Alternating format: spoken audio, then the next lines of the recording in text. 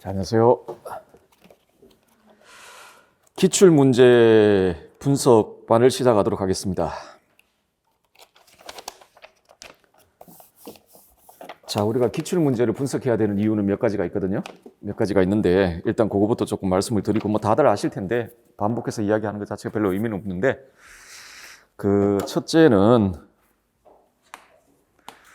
첫째는 여러분들 뭐 우리가 시험장 가면 이제 문제를 마주하게 될 텐데요. 나올 수 있는 문제는 아마도 두 종류일 겁니다. 두 종류. 하나는 지금까지 기출되지 않았던 문제가 나올 거고, 두 번째는 예전부터 기출되었던 게 나올 겁니다. 우리가 뭐 이렇게 확고하다라고 말씀드릴 수는 없지만 어느 정도 범위가 정해져 있습니다. 그죠? 이 시험이 물론 뭐 범위가 좀 광범위하긴 합니다만은 일정 정도 범위가 정해져 있는 시험인데 그 안에 학자들도 있고 다양한 이론들이 있습니다. 학자들과 다양한 이론들이 있을 텐데 특히나 우리는 윤리과잖아요. 예를 들어 뭐 지금 보실 뭐 소크라테스라 치면 소크라테스의 다양한 이론들이 있어요. 존재론도 있고 인식론도 있고 뭐 여러 가지 이론들이 있는데 그 중에서도 우리는 특히나 윤리학이란 말이에요. 그런데 윤리학에 포함될 수 있는 주요 주제들은 일정 정도 이렇게 정해져 있습니다. 그런데 시험은 매년 계속 보지 않습니까? 매년 계속 보기 때문에 새로운 주제를 개발한다는 건 거의 힘들어요. 힘듭니다. 소크라테스가 지금 무덤에서 벌떡 일어나가지고 새로운 이야기를 하지 않는 이상에는 뭐가 있겠습니까?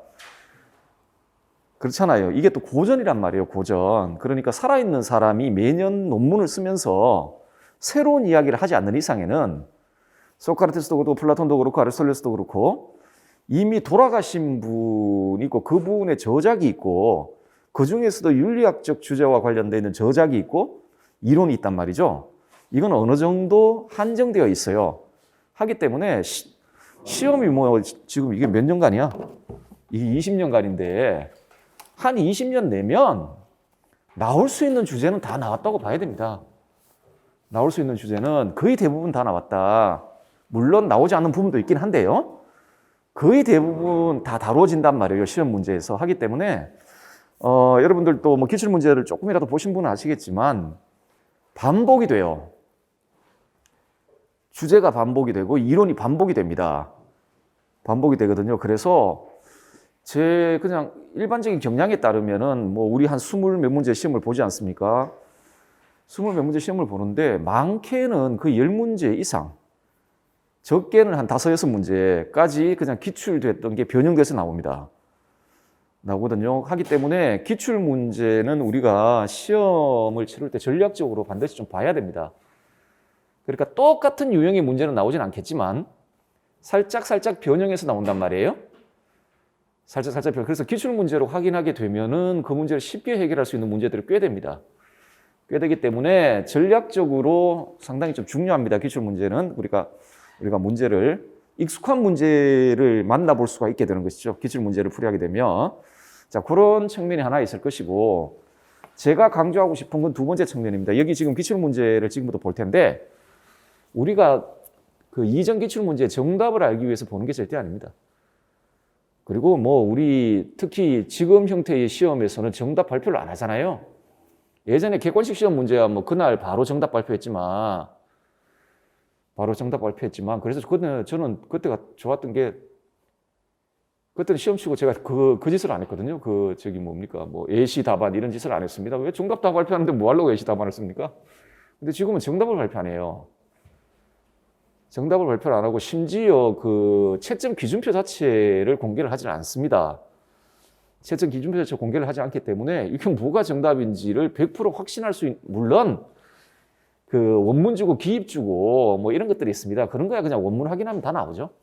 그리고 서술 문제도 상당수는 원문이나 이런 데 기반해서 내기 때문에 원서 찾아보면은 나옵니다. 나오기 때문에 뭐 상당수는 그냥 알 수는 있습니다. 알 수는 있는데 그래도 뭐 조금 애매한 것들 있지 않습니까? 그죠?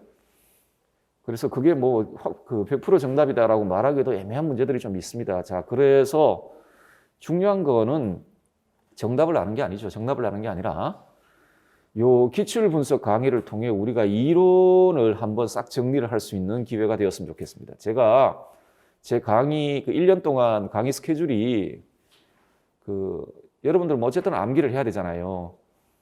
시험은 암기를 해야 됩니다. 방법이 없잖아요. 그죠? 암기를 해야 되는데 암기는 반복입니다. 반복이라서 강의 스케줄이 1년 동안에 제 강의 스케줄을 한 4번 정도 이론을 계속 이렇게 좀 반복하도록 좀 구성되어 있습니다. 기본 이론이죠. 이론 강의가 있고 거기서 한 번 정도 보시고 다음에 기출 문제를 전체적으로 보면서 다시 한번 전체적으로 이론을 한번 보시고 뭐 문제풀이 같은 데서 한번 보시고 모의고사 치면서 또 한번 한 4번 정도 반복을 하면 어느 정도 좀 암기가 되지 않을까 그런 생각을 가지고 있거든요.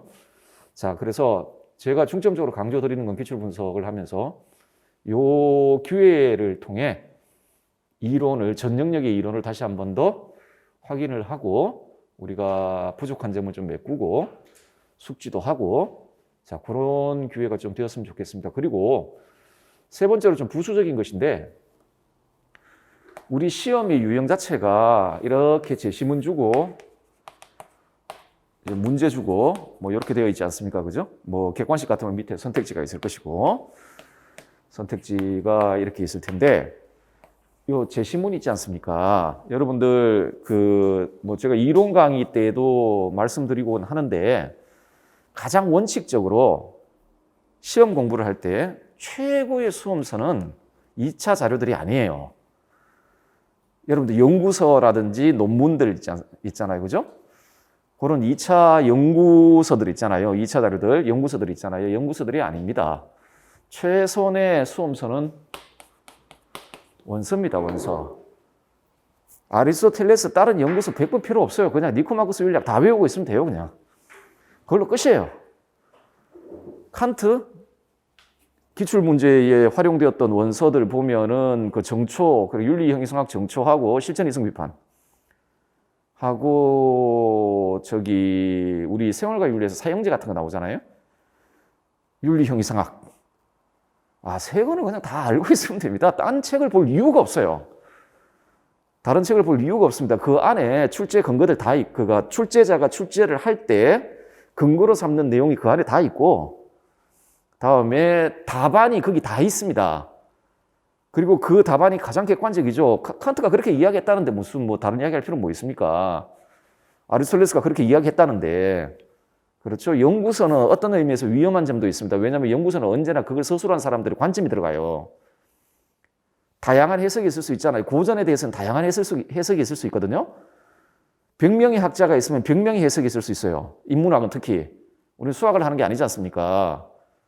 하기 때문에 연구서를 집필한 사람들의 관점이 심지어 역사서가 예를 들어 뭐 윤리학사 뭐 이렇게 있잖아요. 학문의 사상사 책들이 있잖아요. 외형상 상당히 객관적으로 보이지만 심지어 그 사상사마저도 필자의 견해가 들어갑니다. 여러분들 아마 서양 윤리 같은 거 많이 보시는 게 아마 에링턴 책 같은 것도 많이 보실 텐데 그래도 그 책이 나름 중립적이에요. 나름 중립적이라도 이렇게 군데군데 보면은 해석들, 학자들에 대한 해석들이 있거든요. 영미적 시각이 상당히 들어가 있습니다. 영미적 시각이 플라톤을 해석하는 데 있어서도 심지어 휴움을 해석하는 데 있어서도 영미적 시각이 들어가 있어요. 예를 들어 대륙에 있던 사람이 그걸 썼으면 대륙에 있는 어떤 학자가 그걸 썼으면 아마 휴움 쓸 때 정서주의 같은 거 아예 이야기 안 할 거예요. 대륙에서 휴움 해석하는 학자들 중에 정서주의 이런 거 가지고 이야기하는 사람은 없습니다. 그런데 에링턴은 어느 나라 사람입니까? 영미권 사람 아닙니까? 그러니까 뭐 정서주의 같은 이야기도 하고 한단 말이에요. 물론 그거를 소개를 해주는 방식으로 이야기를 합니다. 하기 때문에 상당히 좋은 책입니다. 그러니까 휴움은 뭐 정서주의 아버지야 이런 식으로 이야기를 하는 게 아니라 정서주의의 관점에서 해석될 수 있다라는 식으로 소개를 해주는 방식으로 이야기를 하니까 괜찮죠. 상당히 좀 중립적인 책이라고 생각합니다만 어쨌든 그런 책마저도 필자의 관점이 들어가요. 예를 들어 풍울한 자신의 관점이 들어가 있습니다. 관점이 들어가 있는 부분들이 많거든요. 자기 해석이 들어가 있는 부분이 많단 말입니다. 자, 그래서 어떤 의미에서는 2차 자료는 까딱 잘못하면 위험할 수도 있습니다. 하기 때문에 이게 가장 좋긴 한데 칸트의 3대 저서, 윤리학적 3대 저서 다 읽으신 분? 정초, 실천이성 비판, 윤리행위상학. 이거 다 읽으신 분? 물론 있겠죠. 여러분 뭐 다 똑똑하신 분이니까 아마 다 읽었을 거라고 생각을 합니다. 다 외우신 분은 없을 거라고 생각을 합니다. 없을 거라고 생각을 하고요. 그리고 지금 막상 1년 동안의 시험 준비 과정에서 지금 칸트 하나만 해도 힘들잖아요. 그리고 기출의 근거가 되었던 저서들을 아무리 적게 잡아도 칸트만 해도 3권이에요. 물론 그 중에서 정초가 제일 많이 나오긴 하는데, 근데 그래도 뭐 다 보려면 3권이거든요. 3권이거든요. 칸트만 3권입니다. 플라톤의 대화편이 몇 편인 줄 아세요? 플라톤의 대화편이? 그 중에서 좀 윤리학적으로 의미 있는 대화편이라 쳐도 5편이 넘어요. 기출되어 있는 거 보면 국가는 당연히 나올 거고, 뭐 프라타고라스도 나오고, 뭐 등등 나온단 말이에요. 그렇단 말이에요. 아리스토텔레스만 니코마코스 윤리학이 있고, 자, 그 모든 원서들을 지금 만약에 지금 시험 준비를 들어가기 직전에 그걸 전부 읽지 않았다라고 가정을 한다라면 1년 안에 그걸 읽고 정리하고 암기한다는 건 제가 봐서는 현실적 가능성이 없어요.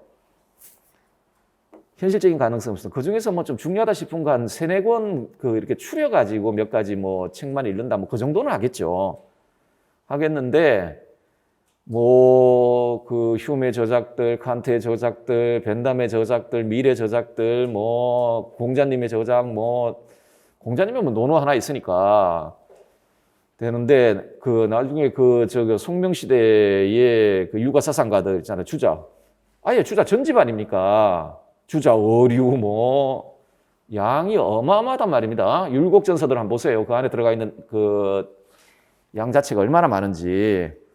다 읽는다는 사실상 불가능합니다. 제가 봐서는. 그러니까 그 전제는 있습니다. 지금까지 그 하나도 읽지 않았다라는 전제 하에서 1년 동안에 원서를, 그러니까 이게 이상적이긴 한데 이거를 들고 공부를 하겠다는 건 현실적으로 제가 봐서는 좋지 않은 방법입니다.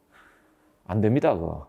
그러니까 이게 방법이 나쁘다는 게 아니라 그 공부하는 거 좋죠. 그렇게 하는 게 좋습니다. 저는 철학을 공부한 사람이고 그리고 공부할 때 제일 중요한 건 원서입니다. 실제로. 하기 때문에 그렇게 공부하는 게 가장 이상적이에요. 근데 시간이 문제예요. 주어져 있는 시간. 주어져 있는 시간. 자, 그런데 기출문제를 보시면은 여기에 제시문들이 있습니다. 제시문들이 있는데 이 제시문은 그냥 출제를 하는 게 아닙니다. 그냥 출제자가 뭐 자신이 뭐 이렇게 뭐 예를 들어서 뭐 공자님 책 쭉 읽다고 이 구절 마음에 드네 그렇게 내는 게 아니에요. 그 학자가 가지고 있는 윤리학과 관련되어 있는 주요 이론이 있단 말입니다. 그리고 그 모든 이론은 개념으로 구성되어 있고요. 저 이론은 아주 핵심적인 개념들로 구성됩니다. 그리고 그 개념과 이론이 나오는 대표적인 구절들이 있어요. 그 사람들의 원서 안에 그 이론과 그 개념이 나오는 매우 대표적인 구절들이 있습니다. 그 구절들을 내는 거예요. 하기 때문에 어떨 때는 보면은 막 제시문들이 반복이 돼요. 2009년도에 그 제시문 제시했던 거 뭐 2012년에 또 쓰고 그러거든요. 이 제시문은 그냥 출제되는 게 아닙니다. 굉장히 어떤 이론을 대표하는 원문을 출제를 하거든요. 하기 때문에 지금까지 원문을 많이 접해보지 못하셨다라고 생각을 하시는 분이 계시다면 제시문에 나와 있는 원문들을 눈여겨보셔야 됩니다. 그것도 양이 그렇게 적은 양은 절대 아니에요.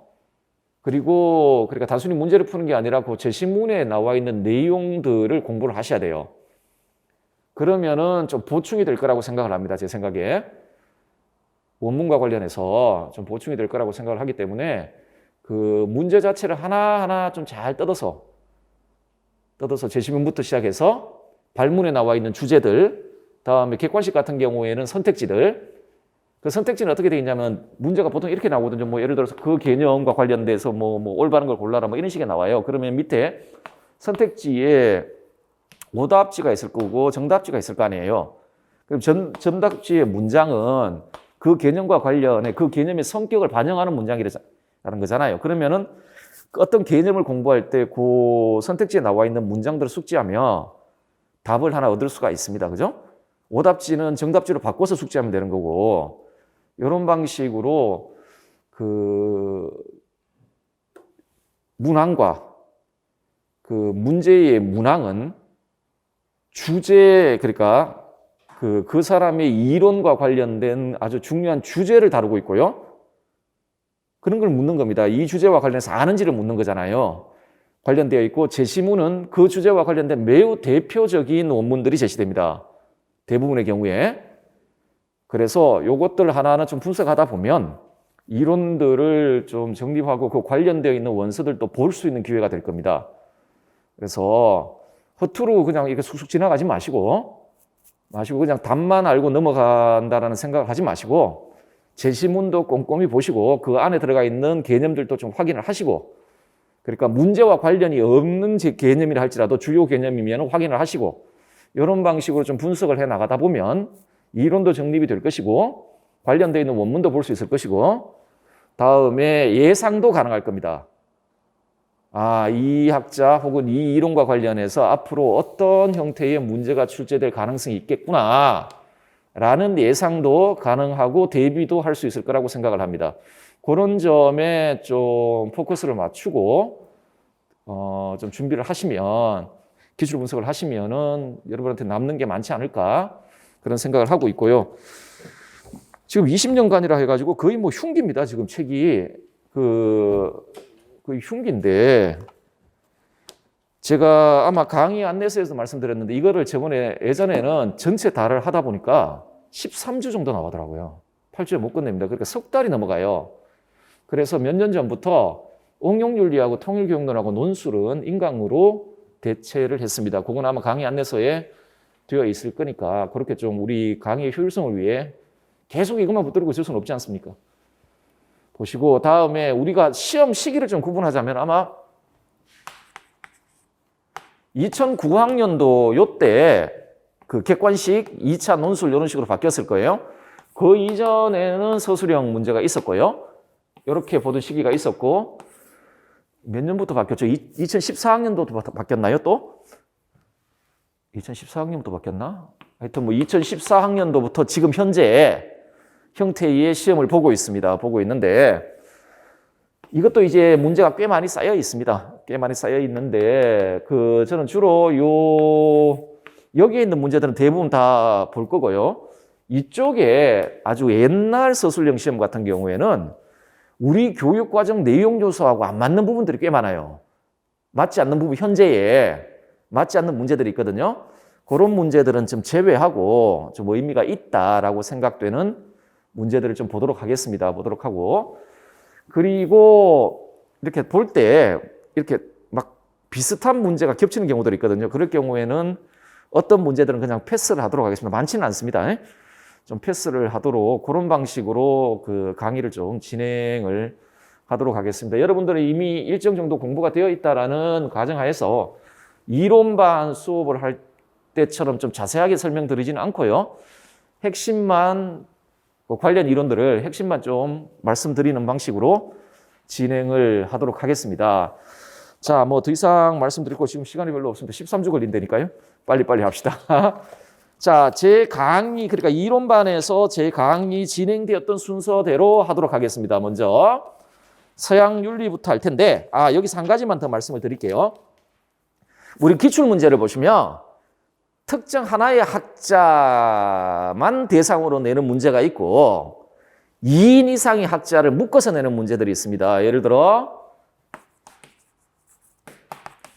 칸트하고 휴머를 이렇게 묶어서 내면 요런 방식을 취했습니다. 어느 분이 후대분이죠? 칸트 분이 후대분이죠. 칸트가 후대죠. 당연히 이분이 후대입니다. 이분이 선배예요. 그러면은 그런 문제는 후대 학자를 다룰 때 배치를 했습니다. 물론 특별한 경우를 제외하고. 묶어놨긴 묶어놨는데, 예를 들어 칸트 휴머를 묶었는데 사실상 칸트 문제일 경우에는 사실상 휴머 문제일 경우에는 칸트에 배치를 안 하고 휴머에 배치하는 뭐 이런 방식으로 하도록 하겠습니다. 자, 한번 보도록 합시다. 1번 문제 패스하세요. 2번부터 보도록 하겠습니다. 지금 소크라테스 문제가 없죠? 그런데 소크라테스 문제가 출제가 안 된 건 아닌데 다른 학자하고 이렇게 묶였어요. 아리스토텔레스하고 묶여있거든. 그럼 아리스토텔레스에서 하겠다는 거예요. 이런 식으로. 무슨 말인지 아시겠죠? 자, 하기 때문에 제 목차에 왜 소크라테스가 없지? 이렇게 생각하지 마시고 아리스토텔레스 가시면 나옵니다. 자, 보도록 하겠습니다. 먼저 플라톤부터 할게요. 첫 번째 주제입니다. 이데아론입니다. 이데아론. 자, 다음은 서양 윤리사상가의 어떤 개념에 대한 설명입니다. 괄호에 해당하는 것을 동굴의 비유에 나타난 그림에서 모두 고른 것은 예를 들어 아름다운 꽃, 아름다운 그림, 아름다운 조각은 여러 면에서 다르지만 꽃, 그림, 조각은 다 다르잖아요. 자, 그래도 저마다 아름답다라고 이야기를 하죠. 꽃, 그림, 조각은 다 다르지만 수로에 아름답다라는 말이 들어가잖아요. 자, 그런데 이것들은 저마다 아름다운 사물일지는 모르지만 어느 것도 아름다움 자체, 뭐뭐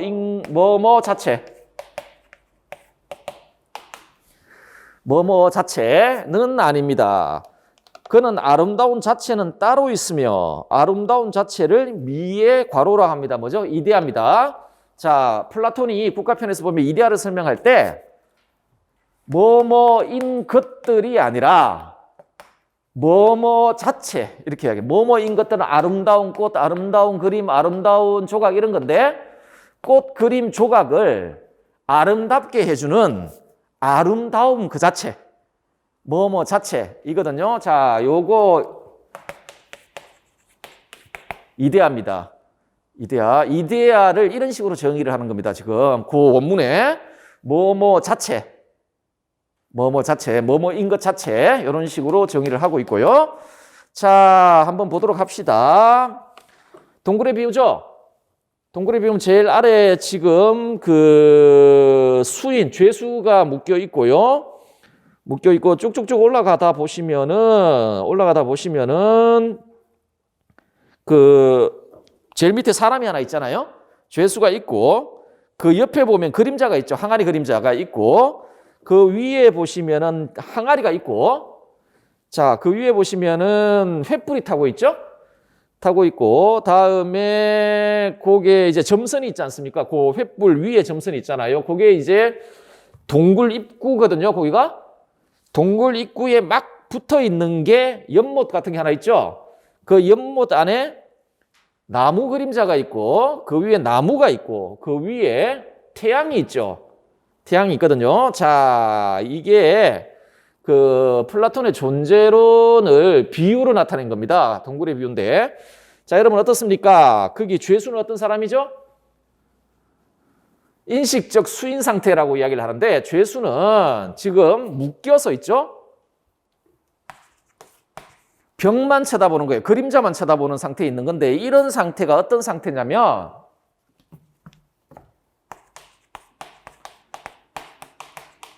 감각에 의존하여 사물을 인식하는 상태입니다. 하기 때문에 허상만 보는 거죠.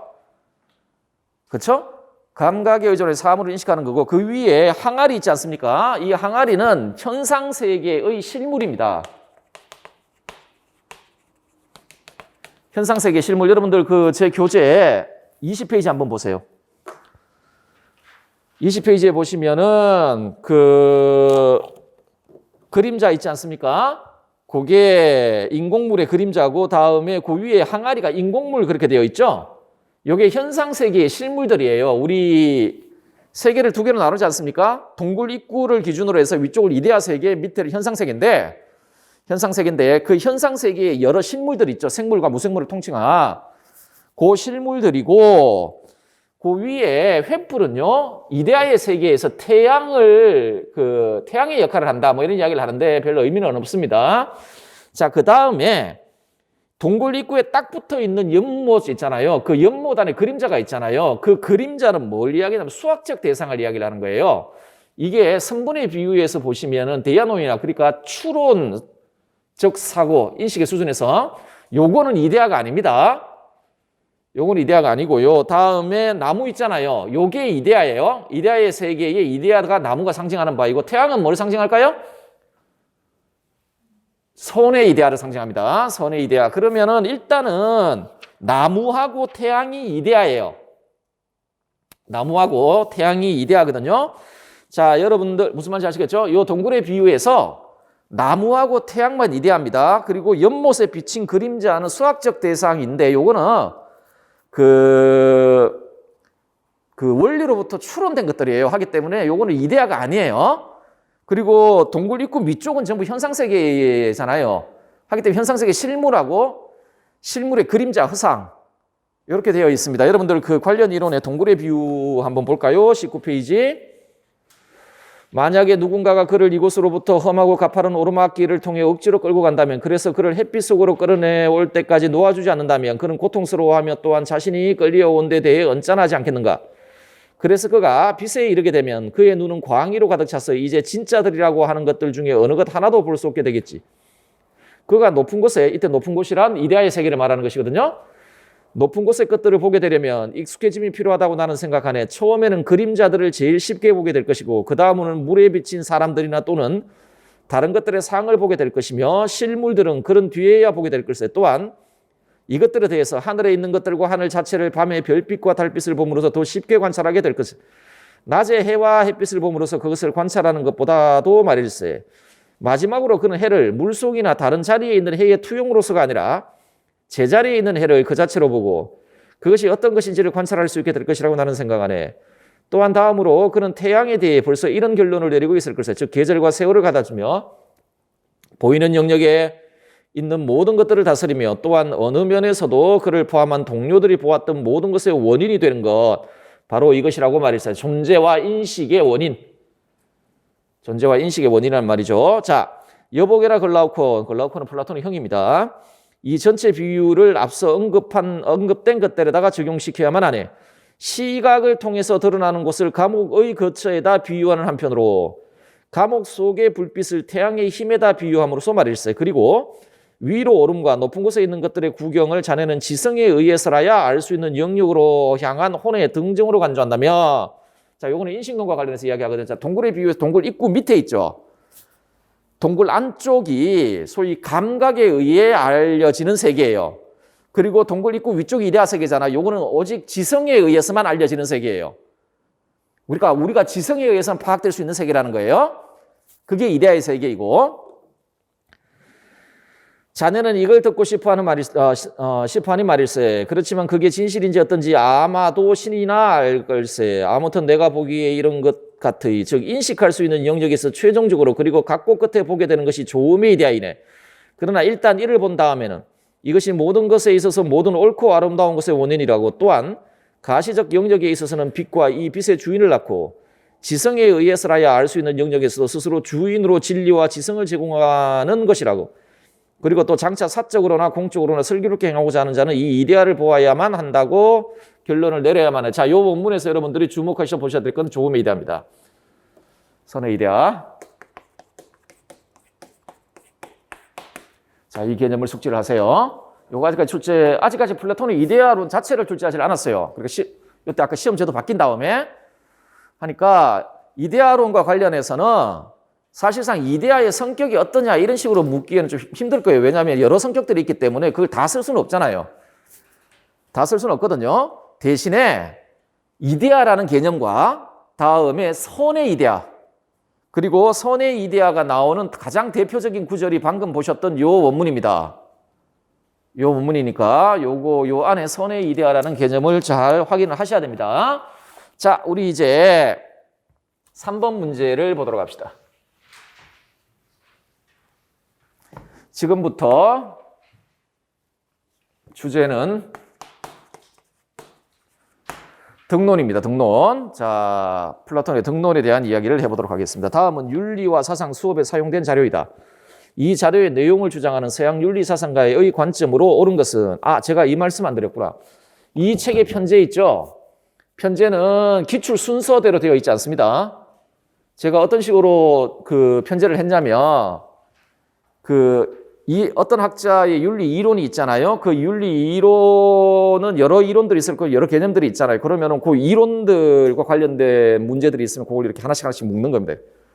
그래서 그 연도 순서대로 편제를 하지 않았다. 이게 나을 거예요, 여러분들한테 분석할 때.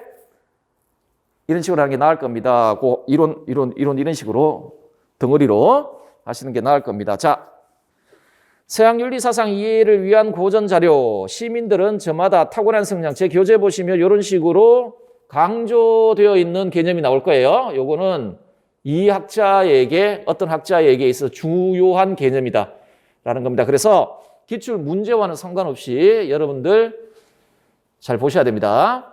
타고난 성향에 따라 한 가지 일에 개개인이 배치되어야 한다. 이는 각자가 자신의 한 가지 일에 종사함으로써 각자가 여럿 아닌 한 사람으로 되도록 하고, 또한 바로 이런 식으로 해서 나라 전체가 자연적으로 여럿 아닌 한 나라로 되도록 하기 위해서이다. 이 점은 즉 실상 이 나라가 정의로운 것이 그 안에 있는 세 부류가 저마다 자신의 일을 함에 의해서였으면 확실하다. 자, 지금 무슨 이야기하고 있냐면 이상국가 있잖아요. 이상국가인데 이상국가는 올바른 국가 아닙니까? 올바른 국가가 어떤 국가인지에 대해 설명을 하고 있습니다. 자, 봅시다. 우리 요 문제는 밑에 선택지를 보시면 아시겠지만 플라톤의 영혼 삼분설과 사주독설 그리고 철인치자 사상과 관련되어 있습니다. 그래서 중점적으로 우리가 보셔야 될 건 플라톤의 영혼 삼분설과 사주독설을 보시면 됩니다. 이 문제를 통해 정리를 하시면 되거든요.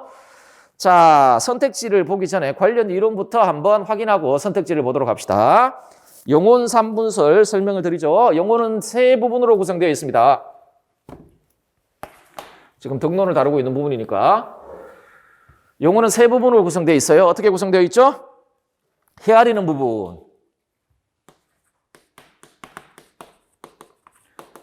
혹은 이성적 부분, 다음에 기계적인 부분, 다음에 욕구하는 부분, 이렇게 되어 있습니다. 이건 기능에 따른 구분입니다. 우리 영혼이 어떤 기능을 하느냐, 욕구하고 의분을 느끼고 이성적으로 헤아리는 역할을 하거든요. 기능을 하거든요.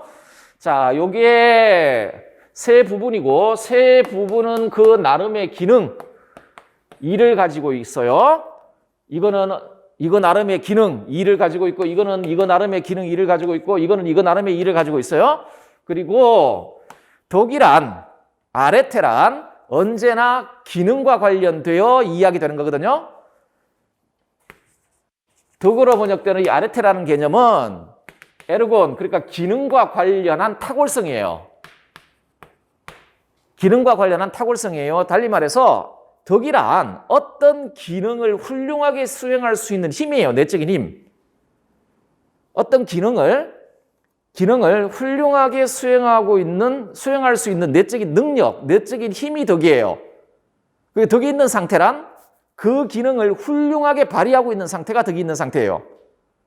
무슨 말인지 이해되시죠? 자, 그러면은 각 부분의 일이 무엇인지를 한번 볼게요. 관련 이론 영혼 삼분설 한번 보세요. 플라톤은 영혼을 구성하는 부분을 세 부분으로 구분하는데 이성적인 부분, 기계적인 부분, 욕구하는 부분. 이성적인 부분은 논리적이고 추론적인 지식뿐만 아니라 이데아와 같은 영음불별하는 실제에 대한 알을 직관하는 영혼의 최상의 부분이죠. 이런 기능을 수행한다는 이야기예요. 기계적인 부분은 자신이 생각하기에 나쁜 것을 볼 때 의분을 느끼는 거예요. 그런 기능을 수행한다는 거예요. 자, 욕구하는 부분은 자신의 물질적 복지 및 그것의 충족과 관련된 자연적 욕망을 드러내는 부분이죠. 이런 역할을 한다는 거예요. 자, 그러면 덕이란 뭐라 그랬습니까? 그 기능과 관련된 일을 잘하게 만들어주는, 그 기능과 관련된 일을 잘하게 만들어주는 영혼의 힘이라 그랬죠. 그렇죠? 그러면은 요것과 관련해서 덕이 있는 상태는 얘가 이 일을 잘하고 있는 상태고, 그 기능과 관련해서 뭐 그런 거 아니겠습니까? 자, 그러면은 뒤에 보시면 사주덕이 나올 거예요. 자, 첫째 지혜예요. 지혜는 여기에 해당하는 헤아리는 부분 혹은 이성적 부분의 고유한 덕입니다. 이성적 부분의 고유한 덕이거든요. 예전에 그런 질문 받은 적이 있습니다. 그러면 철이는, 그러니까 통치자는 이 모든 덕을 다 가지고 있는 부분 아닙니까? 근데 왜 지혜를 그러니까 통치자의 고유한 덕이라고 합니까? 지금 말씀드렸지만 고유한 덕이에요. 고유한 덕. 통치자가 용기와 뭐 절제 이런 거 다 가지고 있을 수 있는 게 있어요. 철이는 절제도 있을 것이고 올바름도 있을 거 아니에요. 그런데 지금 말씀드리는 건 고유한 덕입니다. 그 존재의 고유한 덕. 혹은 우리 영혼의 요 각 부분에 있어서의 고유한 덕.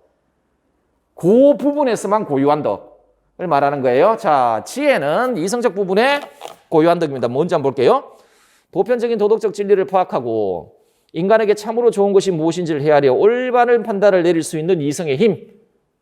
자, 기능과 관련된 탁월성이라고 말씀드렸죠. 아래테는 영혼의 다른 부분인 기계적인 부분과 욕구하는 부분뿐만 아니라 전체 영혼을 위해 참으로 좋은 것, 선, 이 무엇인지를 헤아리는 이성의 힘. 국가의 통치자 부류에게 요구되는 덕으로서 좋은 정책을 수립하여 국가 전체를 좋은 방향으로 지도하기 위해 요구되는 높은 지력. 자, 요게 지혜입니다. 자, 그럼 용기는 뭘까? 용기는 여기에 해당하는 덕이에요. 요 기계적인 부분에 해당하는 덕이거든요. 자, 그런데 보시면 기계적인 부분의 덕으로서 기계와 지혜가 결합하여 형성된 혼합된 덕이라고 되어 있죠. 요 기계 있잖아요. 여러분들 요 기계, 요거 용맹함이거든요. 용맹함인데, 자, 아까 기계가 하는 일 있다 그랬잖아요. 올바르지 못한 일을 보면은 막 이렇게 의분을 느끼는 거라 그랬잖아요. 그러면은 올바르지 못한 일에 맞서 그거를 이제 저항할 수 있도록 만들어주는 우리 내적인 힘일 텐데, 자, 그러려면은 여러분, 올바른 게 무엇이고 올바르지 않은 게 무엇인지에 대한 선제적인 판단이 있어야 될 거 아니에요. 올바른 판단이 있어야 될 거 아니에요. 만약에 어떤 사태 A를 보고 얘가 올바르지 않아 이렇게 판단을 했는데 그 판단이 잘못되었어. 그런데 잘못된 판단을 가지고 막 의분을 느껴가지고 A한테 뭐 이렇게 뭐 한다라면 그건 잘못된 행동이 되겠죠. 올바르지 못한 일에 대해서 의분을 느끼려면 먼저 뭐에 대한 알미 있어야 되냐면 옳음과 옳지 못함에 대한 알미 있어야 돼요. 그건 이성이 알려주는 거예요. 기계적인 부분이 아는 게 아니거든요. 선에 대한 판단은 이성이 하는 거니까. 선에 대한 판단은 이성이 하는 거니까. 자, 따라서 이것 자체는 도덕적으로 좋지도 나쁘지도 않은 거예요. 그런데 이 용맹함이 도덕적인 용맹함, 소위 용기가 되기 위해서는 항상 이성의 지도를 따라야 됩니다. 기계적인 부분이. 이성이 알려주는 바, 야, 그게 선한 거야 라고 알려주면 그것에 따라 작용을 할 때 이 용맹함이라는 건 도덕적인 용기가 돼요. 용기가 되거든요. 자, 그래서 혼합된 덕이라고 하는 겁니다. 즉 기계가 육체적 욕망에 빠지지 않고 이성을 따를 때 얻게 되는 덕. 자, 플라톤은 이 용기와 관련해서 이런 식으로 규정적으로 정의합니다. 두려워할 것과 두려워하지 않을 것들에 관한 바르고 준법적인 소신의 지속적인 보존과 그런 능력. 여기에 국가편에 나와 있는 규정적인 정의인데요. 무슨 말이죠? 마땅히 두려워할 것은 두려워하고 마땅히 두려워하지 않을 것은 두려워하지 않는 게 용기입니다. 이해되시죠? 자, 그런데 두려워할 것과 두려워하지 않을 것을 알려주는 건 누구예요? 한 개인의 영혼 안에서는 이성이 알려주는 겁니다. 국가에서는 통치자가 알려주는 거예요. 무슨 말인지 아시겠죠? 자, 개인으로 하여금 이성을 통해 파악한 도덕적 지식에 따라 실제로 행동하기 위해 비도덕적 욕구를 억제하고 이성이 요구하는 것을 두려움 없이 실행할 수 있도록 해주는 힘. 국가의 수호자 부류에게 요구되는 덕으로서 요 보조자로 바꾸십시오. 용어를 통일합시다. 원래 보조자가 넓은 의미의 수호자에 포함이 되긴 하는데 통치자와 좀 구분을 하기 위해서 우리 보조자라는 명칭으로 통일합시다. 자, 보조자 부류에서 요구되는 덕으로서 통치자의 명령에 따라 내외의 적에 맞서 굳건하게 국가를 수호하기 위해 요구되는 지혜와 혼합된 덕. 자, 요게 용기고요. 그 다음에 여러분 여기에는 고유한 덕이 없습니다. 여기에 요 안에는 고유한 덕이 없어요. 자, 그러면은 한번 볼게요. 절제하고 이제 올바름 혹은 정의가 남아 있는데 요거는 영혼 전체의 덕입니다. 두 개 다. 혹은 국가 전체의 덕이에요. 덕인데 절제란 영혼의 한 부분에 속하는 덕이 아니라 모든 부분이 갖춰야 될 전체의 덕으로서 개인에게 있어서나 국가에 있어서나 성향에 있어서 한결 나은 쪽과 한결 못한 쪽 사이에 어느 쪽이 지배할 것인지에 대한 합의 혹은 의견의 일치라고 국가편에서 이런 식으로 플라톤이 규정적으로 정의합니다. 국가편에서. 자, 그러면 이 말이 무슨 말이냐?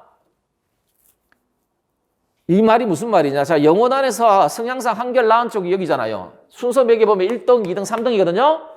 그러면 전체적으로 봤을 때 누가 지도를 해야 된다는 겁니까? 얘가 지배를 하고 얘가 자율적으로 그 지배를 받아들이는 거예요. 그 상태가 실현되어 있는 상태가 절제 있는 상태예요. 영혼이 절제 있는 영혼의 상태예요. 이 상태가 결국은 이성의 지도를 강조하고 있는 거예요.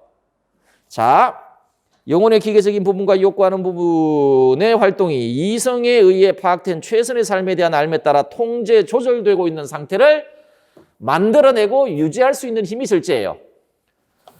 영혼의 부분들이 서로 간섭하여 영혼의 부분들 사이의 조화와 균형이 무너지지 않도록 조절하는 역할을 하는 덕이요.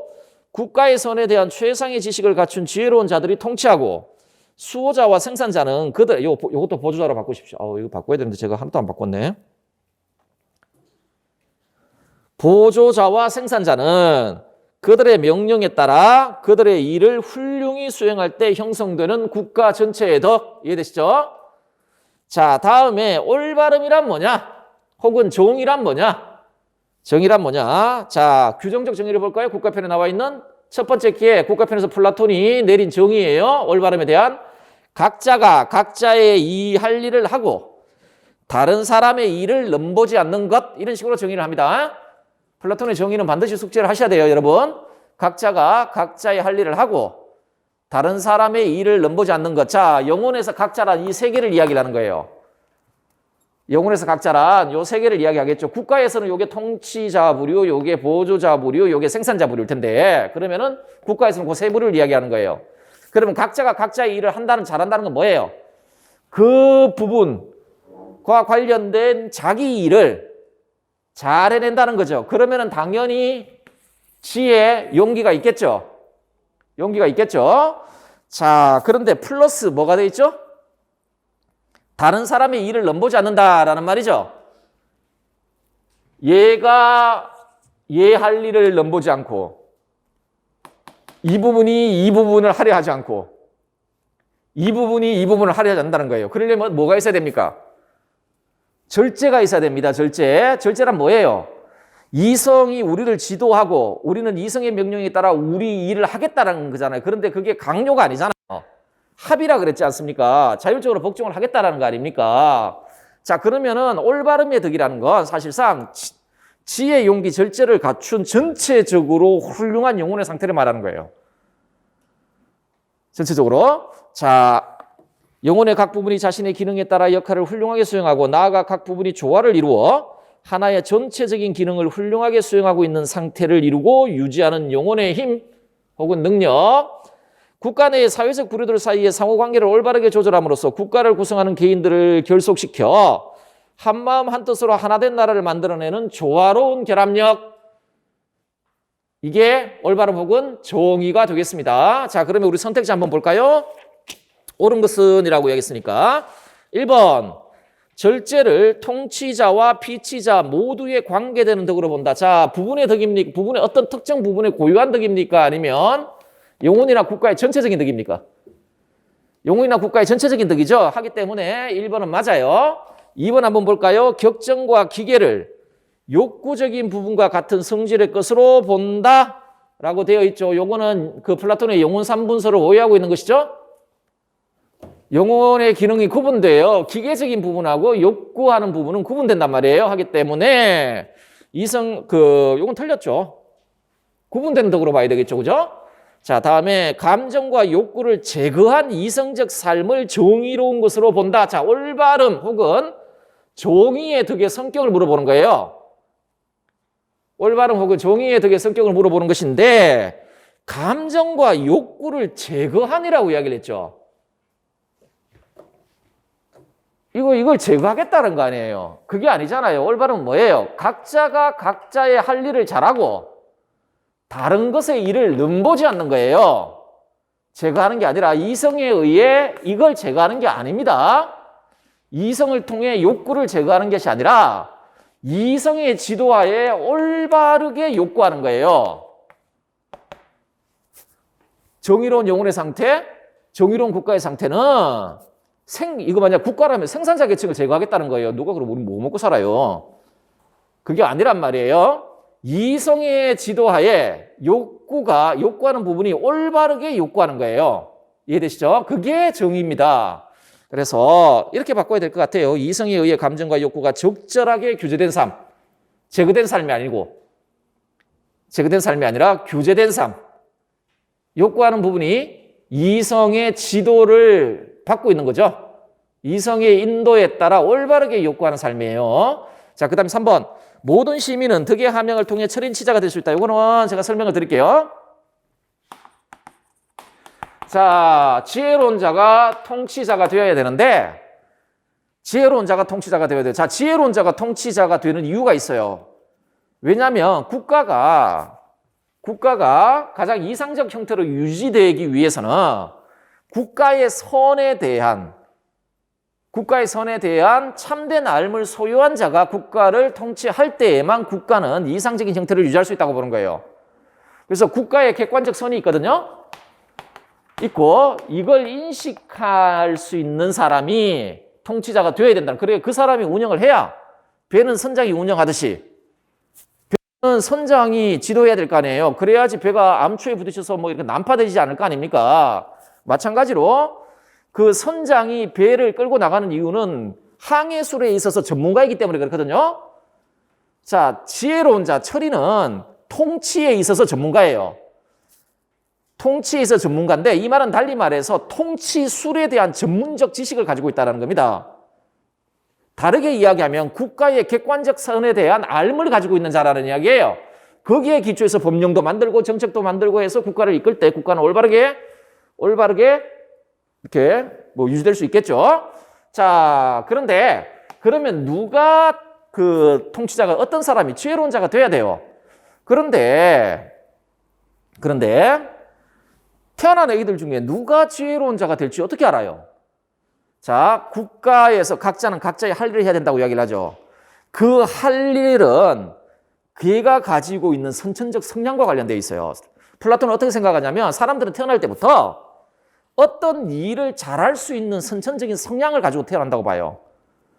그런데 우리는 뭘 확인해야 되냐면 그 애들이 어떤 선천적 성향을 가지고 있는지, 그러니까 어떤 일을 잘할 수 있는 능력을 가지고 있는지를 봐야 되는 거예요. 그걸 확인하는 과정이 교육 과정이에요. 교육을 시키는 거예요. 그래서 뭐 노예는 일단 사람이 아니까 제외하고 그 공동체 태어난 애들 있잖아요. 그 애들을 전부 교육 과정에 넣어요. 그래서 아주 어릴 때는 왜 시가 체육부터 시작을 하지 않습니까? 그러다가 이제 뭐 기하학도 가르치고 나중에 최고 학문이 변정술이거든요. 선의 이데아를 보는 거예요. 여기까지 올라가는 애가 올라가서 선의 이데아를 인식할 애 있잖아. 선의 이데아를 인식한다는 건 뭐예요? 선의 근원을 인식하는 거 아닙니까? 하기 때문에 국가의 선에 대해서 인식할 거 아니에요. 그런데 이 교육 과정에서 거의 대부분 탈락합니다.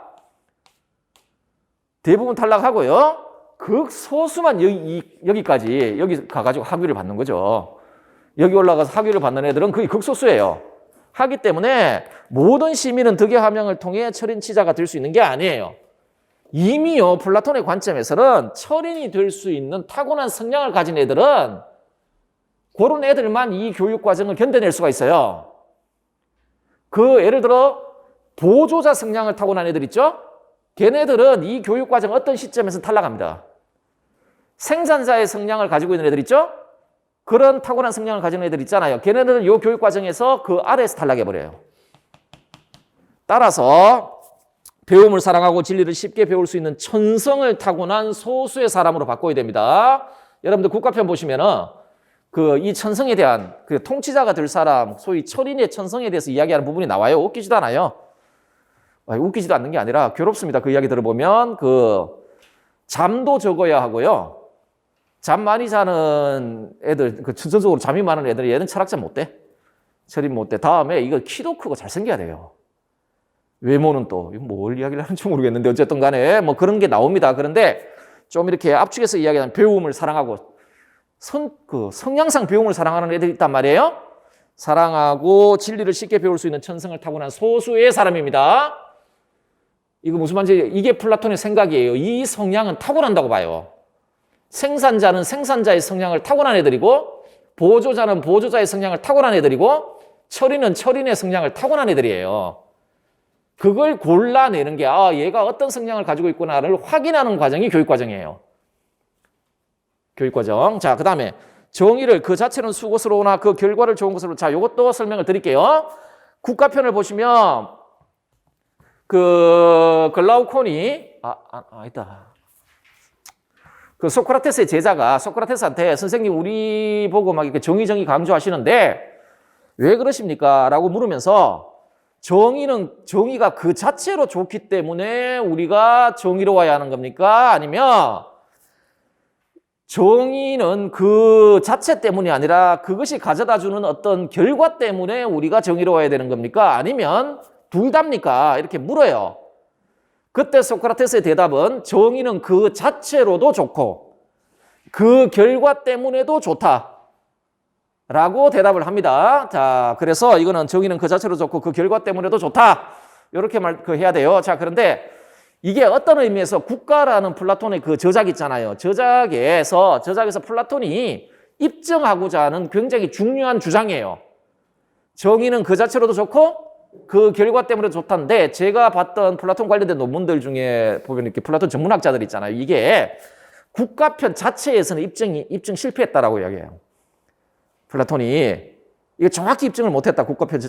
국가편만 가지고 이야기를 하자면 한번 그 정도로만 참고로 말씀드릴게요. 이 문장만을 숙지하시면 돼요. 정의는 그 자체로도 좋고 그 결과 때문에도 좋다. 라는 내용이 있죠. 자, 그 다음에 4번 한번 보세요. 자, 4번을 보도록 합시다. 가나는 서양 고대 윤리 사상가들의 주장입니다. 작성 방법에 따라 서술하시오. 가, 훌륭함은 선천적으로 있게 된 것도 아니며 저절로 있게 된 것도 아니다. 그것은 가르쳐질 수도 있으며 마음씀으로 해서 있게 된다. 훌륭함은 가르쳐질 수 있는 것을 설화나 논변으로 내가 말했을 뿐만 아니라 아테네인들도 그리 믿고 있다. 지혜, 절제, 용기, 정의, 그리고 경건함은 모두 훌륭함에 이때 훌륭함은 덕을 말하는 겁니다. 아레테를 말하는 겁니다. 아레테를 이렇게 번역하거든요. 자, 아레테를 훌륭함 이렇게 번역하기도 하고 탁월성 이렇게 번역하기도 합니다. 요새 그 서양 고대 전문학자들이 아레테를 덕으로 잘 번역을 안 해요. 왜 아레테를 덕으로 잘 번역하지 않냐면 그 당시 그 그리스 사람들은 아레테를 사람에게만 적용해서 사용하지 않았기 때문에 그래요. 이런 것도 아레테가 있거든요. 그 기능과 관련되어 있다고 있기 때문에 어떤 사물이든지 간에 그 자신의 고유한 기능을 훌륭하게 훌륭하게 발휘하면 아레테가 다 있는 거예요. 아레테가. 자, 다시 한번 읽어보겠습니다. 지혜, 절제, 용기, 정의, 그리고 경건함은 모두 훌륭함의 부분들이다. 이것들 중 넷은 서로 상당히 비슷하지만 기억은 이것들 모두와 아주 다르다. 나와보겠습니다. 교육이란 일부 사람들이 선전하고 주장하는 그런 것이 아니다. 그들은 보지 못하는 눈에 시력을 넣어주듯 지식 없는 영혼에 지식을 넣어줄 수 있다고 주장한다. 그러나 지식에 도달하기 위해서는 영혼을 생성의 세계에서 실제의 세계로 전환해야 한다라고 이야기를 하는데요. 자, 국가편에 나와 있는 이야기입니다. 나와 있는 이야기인데 보세요. 교육이란 일부 사람들, 이때 일부 사람들은 소피스트를 이야기를 하는 겁니다.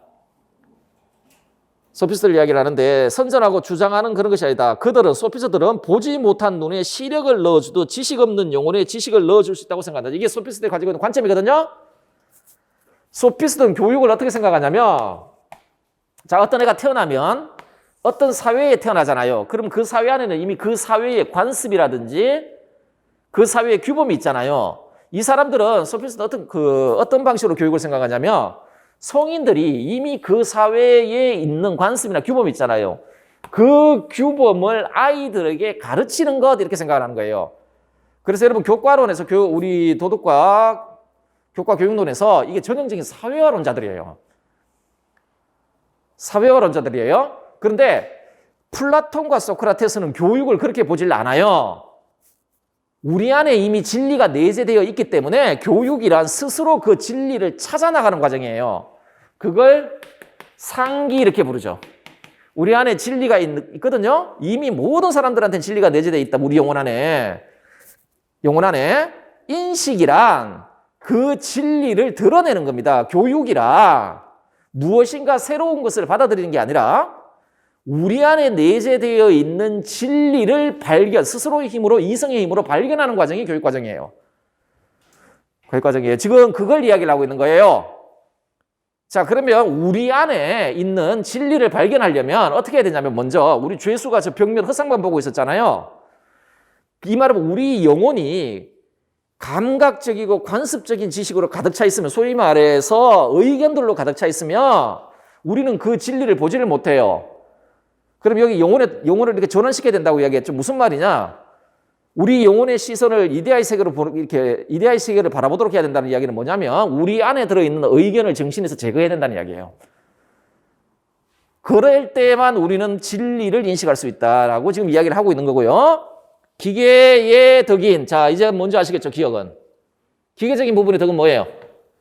용기죠. 용기죠. 니언에 대해 올바른 의견을 보존하는 것이다. 무슨 말이에요? 자, 우리 용기에 대한 플라톤의 규정적 정의를 아까 보셨죠? 뭐였습니까? 두려워할 것과 두려워하지 않을 것에 대한 올바른 의견. 이때 이 판단은 누가 한다 그랬죠? 이성이 하는 거죠?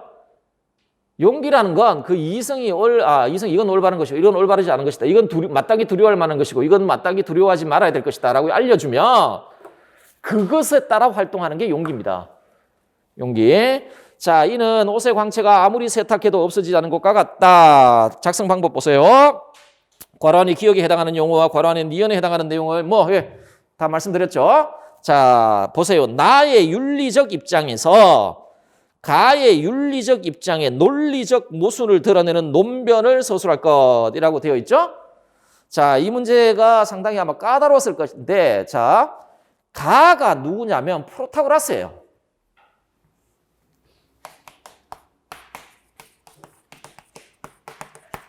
프로타고라스거든요. 자, 프로타고라스인데, 그러면 프로타고라스의 저술에 있는 말이냐, 주장이냐가 아니고 플라톤의 대화편 중에 프로타고라스 편이 있어요. 이 플라톤의 대화편이에요. 그 플라톤의 대화편이 제목이 프로타고라스거든요. 거기서 프로타고라스하고 소크라테스가 대화를 나눠요. 대화를 나누거든요. 자, 대화를 나눌 때 어떤 주제를 가지고 먼저 대화를 시작했냐면,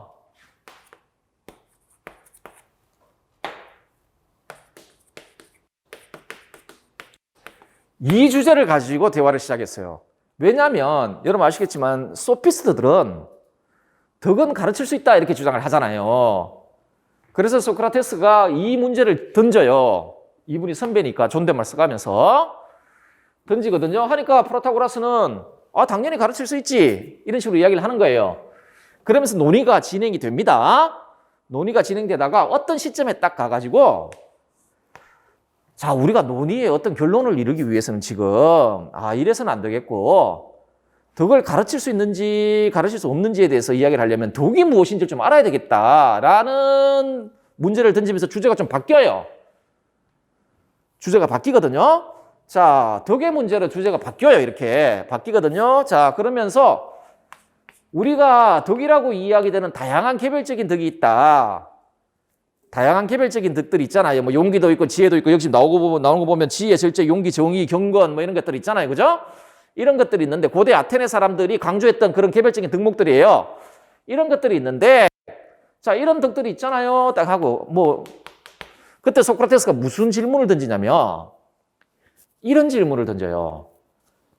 이 개별적인 덕들은 각각 다른 것들입니까? 아니면은 그 질문은 원래는 그런 식으로 표현되는 건 아닌데, 각각 다른 것들입니까? 아니면 하나의 종류로 묶을 수 있는 겁니까?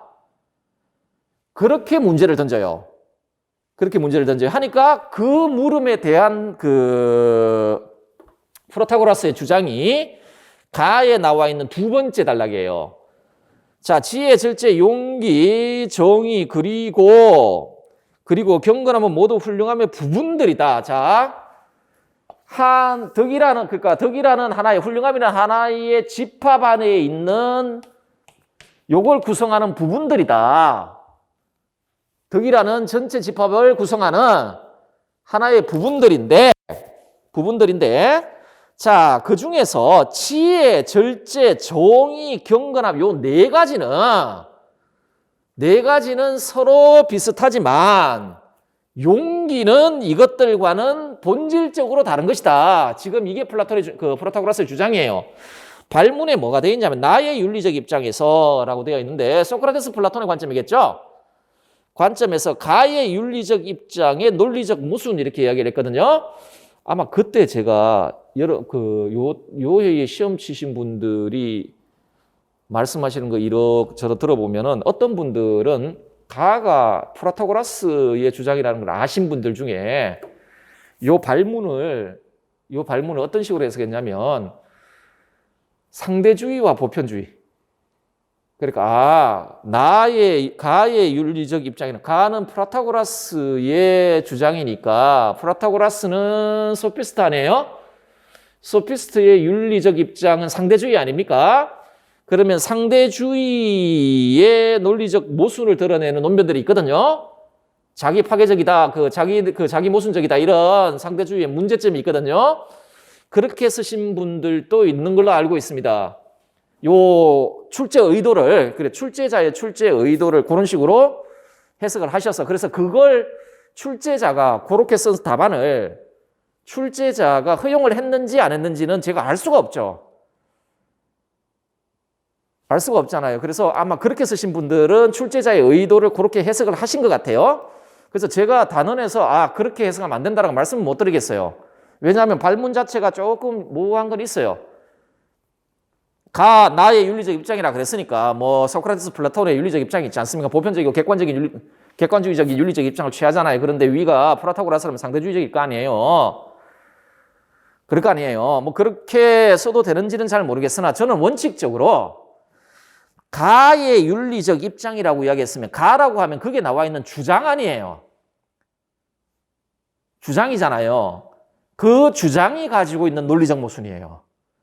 자, 논리적 모순 보면 그러면 답은 어디에 나와 있냐면 자, 지금 다시 보시면 그렇게 소크라테스가 물었는데 프로타고라스가 그렇게 지금 가처럼 대답을 했죠. 여기에 대해 소크라테스가 논박을 합니다. 논박하는 내용이 프로타고라스 편에 나와요. 그 논리적 모순을 지적하는 부분이 나온단 말이에요. 그래서 저는 어떻게 해석했냐면 이분이 그 출제자께서 프로타고라스 편을 갖다 놓고 출제했다 그냥. 출제했다. 그렇게 생각을 합니다. 그래서 일단은요, 여러분 예시답안 한번 보세요. 용기가 지혜, 절제, 정의, 경건함과 아주 다르다는 것은 용기는 무지이고 무절제이며 부정이고 불경이라는 말이다. 그렇다면 용기는 훌륭함의 부분일 수 없다. 자, 이게 원래 그 논박의 핵심이었습니다. 이 내용이. 자, 그러면 이 문제는요. 소크라테스 문제입니다. 소크라테스의 지덕일치설과 덕의 단일성 주장. 지덕일치설과 덕의 단일성 주장이거든요. 소크라테스와 관련된 주제 중에 제일 중요한 주제입니다. 한번 보겠습니다. 관련 이론. 자, 덕이란 각자가 가진 고유한 기능을 잘 발휘하여 그 기능과 관련된 일을 훌륭하게 해낼 수 있는 능력. 인간의 덕이란 인간의 고유한 기능인 이성의 기능을 완전히 발휘하여 그와 관련된 일, 즉 인간으로서의 최선의 삶을 누리기 위해 요구되는 것에 대한 참된 삶을 파악한 일을 훌륭하게 해낼 수 있는 능력. 그렇겠죠? 우리의 고유한 기능은 이성이니까. 따라서 덕 있는 상태는 이성을 완전하게 사용하여 최선의 삶을 영위하는 데 필요한 참된 이성적 지식 혹은 기술을 소유한 상태로서 이 상태가 인간에게서는 가장 좋은 상태입니다. 그래서 이 논리로부터 지덕복 일치설을 이끌어내잖아요. 그렇죠? 자, 메논에 등장하는 지덕일치 논리를 봅시다. 덕은 그 자체로 좋은 것이고 유익한 것이다. 자, 이 전제에서 출발해요. 이 전제는 참이에요. 덕이란 덕을 소유한 사람을 해치지 않거든요. 그 자체로 좋고 유익한 것인데 어떤 것이 유익한 것이라면 우리가 이성을 사용하여 그걸 바르게 이용했기 때문에 달리 말해서 참된 이성적 지식에 따라 그것을 지혜롭게 사용했기 때문에 그런 것이다. 자, 예를 들자면 돈은 그 자체로 좋지도 나쁘지도 않아요. 왜냐하면 저건 우리를 해칠 수도 있어요. 돈은 우리를 해칠 수도 있거든요. 우리를 좋게도 만들기도 하고 우리를 해칠 수도 있는데 의 가능성을 다 가지고 있단 말이에요. 뭐 성리학적 표현대로 가선가악하단 말이에요. 이게 그러면 얘가 선한 것이 되려면 어떻게 해야 되냐면 선에 대한 참된 인식을 가지고 저걸 선하게 이용해야 돼요. 선에 대한 참된 인식을 가지고, 달리 말하면 인간에게서 참으로 좋은 것이 무엇인지에 대한 참된 인식을 가지고 그걸 잘 이용할 때 얘는 우리에게 좋은 것이 돼요. 그런데 그 선에 대한 무지로 인해 이걸 잘못 이용하게 되면 얘는 악한 것이 돼버려요. 우리를 해쳐요. 자,